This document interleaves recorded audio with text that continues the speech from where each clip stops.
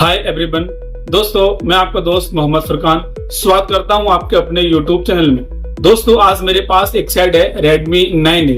इसके अंदर प्रॉब्लम यह है कि इसका जो टच ग्लास है दोस्तों ये क्रेक हो चुका है, ठीक है, टूट चुका है। तो आज हम इस मोबाइल के ग्लास को चेंज करने वाले हैं। किस तरह हमें इस फोल्डर को निकालना होता है, किस प्रोसेस से हमें इसमें काम करना होता है, आज हम बिल्कुल फुल बेसिक टू एडवांस आपको इस वीडियो में गाइड करने वाले हैं। दोस्तों आज की वीडियो काफी अच्छी होने वाली है, प्लीज वीडियो को लाइक कर लें, चैनल को सब्सक्राइब कर लें। दोस्तों आइए वीडियो स्टार्ट कर लेते हैं।